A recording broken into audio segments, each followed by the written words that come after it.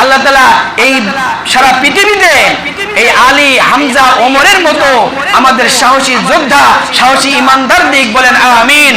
দাও খোদা দাও আমায় আবার ওমর দারাজ দিল, দাও আলীর মতো বীর সেনানী, দাও আলীর মতো বীর সেনানী, জাগাতে নিখিল,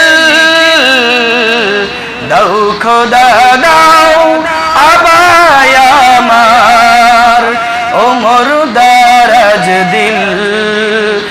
আল্লাহ রসুল মদিনায় আসার পরে মক্কার কুরাইশ কাফেররা মনে হয় চুপ ছিল, ছিল নাকি? ষড়যন্ত্র কি বাকি ছিল নাকি? ষড়যন্ত্র কিন্তু চলছিলই। দেখুন, প্রথম হিজরি আল্লাহ রসুল মদিনার জীবন হচ্ছে যুদ্ধের জীবন, সংগ্রামের জীবন। এই মদিনায় আসার পরে যারা আনসাররা, যারা আল্লাহ রসুলকে সাহায্য করেছিল, আল্লাহ রসুলরা ছিলেন মুহাজির, সাহায্য সহযোগিতা থাকা খাওয়ার ব্যবস্থা করেছিল। এরপরে আল্লাহ রসুল প্রথম হিজরিতে কোনো যুদ্ধ সংগঠিত হয় না, ছোট ছোট সমস্যা।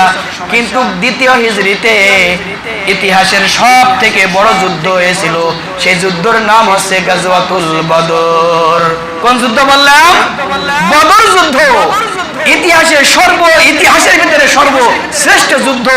যেই যুদ্ধ হয়েছিল বাপ কাফের, ছেলে মুসলমান, ভাই কাফের আর এক ভাই মুসলমান। বুঝতে পারছেন? তার মানে তরোয়ার ধরেছিল বাপ ছেলের উপরে। এখানে কোনো সম্পর্ক ছিল না, আপনজন সামনে চলে এসেছে। হক এবং বাতিলের কারণে আজকে সেই যুদ্ধটা হয়েছিল, হক এবং বাতিল। কিন্তু আপনজন বাপ ছেলেকে হত্যা করেছে, ছেলে বাপকে হত্যা করেছে, একমাত্র শুধুমাত্র ইসলামের জন্য, আল্লাহর হুকুমের জন্য। বলেন সুবহানাল্লাহ। এই দ্বিতীয় হিজরির আসার আগে সকল মুসলমানেরা বাইতুল মুকাদ্দাস মুখে ফিরে নামাজ পড়তো। বুঝতে পারছেন? কিন্তু দ্বিতীয় হিজরিতে আল্লাহ রসুল আল্লাহর কাছে দোয়া করলেন, আল্লাহ আমি চাই যে মক্কা এই কেবলা হোক, মক্কার যে কেবলা আছে এটা আমাদের কেবলা বানিয়ে দাও। আল্লাহ তাআলা কবুল করলেন এবং দ্বিতীয় হিজরি থেকে বাইতুল মুকাদ্দাসের পরিবর্তে এই মক্কার যে কেবলা আছে, এই কেবলা হলো আমাদের কেবলা মুখে ফিরে নামাজ পড়ানোর আল্লাহ তাআলার হুকুম জারি হলো এই দ্বিতীয় হিজরিতে। বলেন সুবহানাল্লাহ। এর আগে আমাদের কেবলা ছিল কোথায়? ফিলিস্তিনের বর্তমান যেটা আছে বাইতুল মুকাদ্দাস। মনে রাখবেন, এটা হচ্ছে দ্বিতীয় হিজরিতে আমাদের উপরে আইন বর্তানো হলো। এরপরে এই বদর যুদ্ধে দেখুন, বদরটা হচ্ছে মদিনা থেকে 80 মাইল দূরে একটা কূপের নাম। কিসের নাম? কূপের নাম। এই বদর যুদ্ধের কারণ ছিল যে আল্লাহ রসুলের যেই একত্রিত হয়ে যাওয়া সমস্যার কারণে তারা হামলা করতে আসলো, বাণিজ্যিক কাফেলায় তারা আক্রমণ করলো ইত্যাদির জন্য আবু জাহেল, উতবা, সাইবা, উমাইয়া ইবনে খলফ ইনারা যুক্তি করে তারিখ দিন ঠিক করলো যে না, আমরা তাকেও মদিনাতে শান্তিতে থাকতে দিব না। এরপর মদিনা থেকে 80 মাইল দূরে বদর নামক কূপের জায়গায় যুদ্ধের বিষয় নিয়ে আপনার প্রস্তুতি নেওয়া হলো। এক পাশে মুসলমান আর এক পাশে আবু জাহেল, উতবা, সাইবারা। মুসলমানদের সংখ্যা ছিল 313 জন আর কাফেরদের সংখ্যা ছিল 1000। তাদের ছিল অস্ত্র শস্ত্র, উট, রসদ, খাবার, পানি, সব দিক থেকেই। যখন যুদ্ধের একটা মাঠ শুরু হয়ে গেল, তখন তাদের জায়গাটা ছিল শুকনো, আর মুসলমানদের যে জায়গাটা দেওয়া হলো সেটা ছিল বালি। বালির ভিতরে পা আটকিয়ে যায় না? কথা বলেন, যায় কিনা? এই বালির ভিতরে যখন দেওয়া হলো তখন কিছুটা অস্বস্তি বোধ করলেন আল্লাহ রসুল। এই যুদ্ধটা যখন শুরু হওয়ার আগ মুহূর্তে আল্লাহ তাআলা উপর থেকে পানি দিয়ে দিলেন। বলেন সুবহানাল্লাহ। আচ্ছা, পানি যদি বালির পরে পড়ে তাহলে বালি কি হয়ে যায়? শক্ত হয়ে যায়, সুন্দর একটা পরিবেশ হয়ে যায়। কথা বলেন ঠিক কিনা? এই বদর যুদ্ধে আল্লাহ রাব্বুল আলামিন সাহায্য করেছিলেন ফেরেশতাদের মাধ্যমে। বলেন সুবহানাল্লাহ।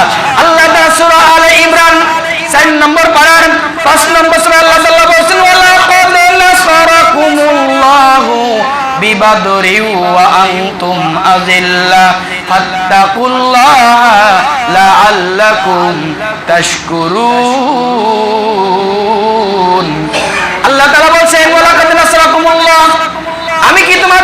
সাহায্য করি নাই বদর যুদ্ধে? বিবাদরি ওয়া আনতুম আযিল্লাহ ফাত্তাকুল্লাহ।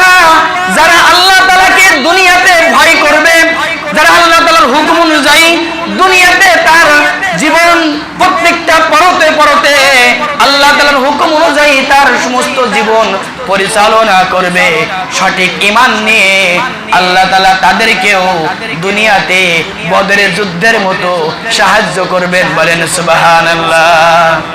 ফাত্তাকুল্লাহ লাআল্লাকুম তাশকুরুন।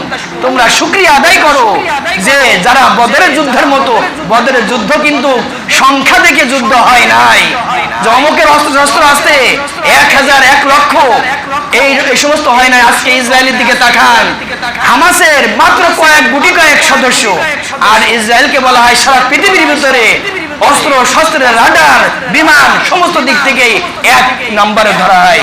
কিন্তু আজকে এই ফিলিস্তিনের গাজার যে হামাস বা যারা থাকেন, এনারা যুদ্ধ চালিয়ে যাচ্ছে একমাত্র ঈমানের বলে বলিয়ান হয়ে আল্লাহর সাহায্যে। বলেন সুবহানাল্লাহ।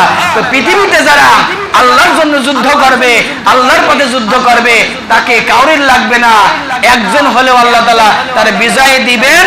এরকম ইতিহাসও আছে, তার প্রমাণ আছে বদর যুদ্ধ। বলেন সুবহানাল্লাহ। বদর যুদ্ধের ভিতরে আবু জাহেল, উতবা, সাইবা এরকম অনেক বড় বড় লিডাররা যখন হতাহতের শিকার হতে লাগলেন, দেখেন নেতা যদি মারা যায় সৈন্যদের মনোবল ভেঙে যায় কিনা? ভেঙে যায় না? এই বদর যুদ্ধ শুরু হওয়ার পরে অনেক বড় বড় নেতা, আবু জাহেল এই যুদ্ধে মারা গেলেন, উতবা, সাইবা, উমাইয়া ইবনে খলফ, এভাবে 70 জন কাফের মৃত্যুবরণ করলেন এবং 70 জন বন্দী হলেন। বুঝতে পারছেন? 70 জন বন্দী হলেন। আর আল্লাহর সাহায্য তো উপর থেকে আসেই। বলা হয়েছে হাইজুম, একটা এই হাইজুম শব্দ অর্থ আছে যে আল্লাহ যে সাহায্য পাঠিয়েছেন ফেরেশতা দিয়ে, এই ঘোড়ার নাম আছে হাইজুম।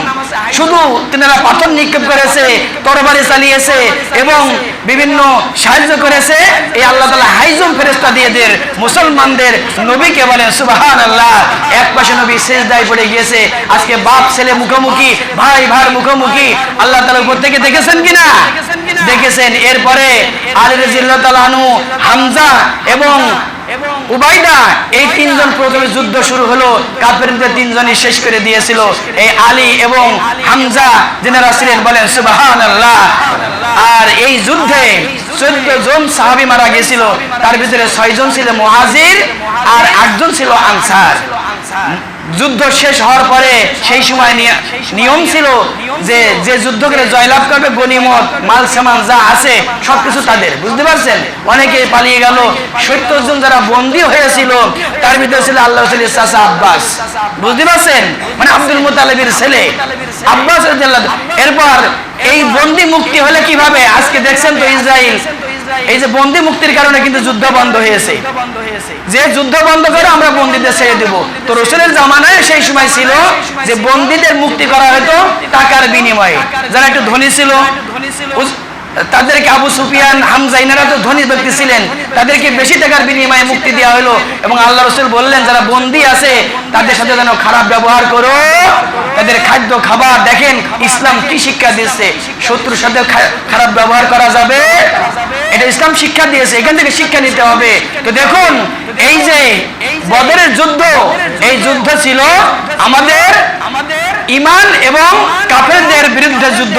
এই যুদ্ধ যদি আমরা দুনিয়াতে যদি আল্লাহর পথে থাকি, আল্লাহ তাআলা আমাদের সাহায্য করবেন। এই যুদ্ধ থেকে আল্লাহ তাআলা যে শিক্ষা লাভ করা যায়, এই যুদ্ধের ফলাফল ছিল এরকম যে যুদ্ধে এই দ্বিতীয় হিজরিতে রুকাইয়া, আল্লাহ নবীর যে মেয়ে ছিলেন তিনি মারা গেলেন। হযরত ফাতিমাতুজ জোহরা রাদিয়াল্লাহু তাআলা আনহা, তিনার বিয়ে শাদী হলো।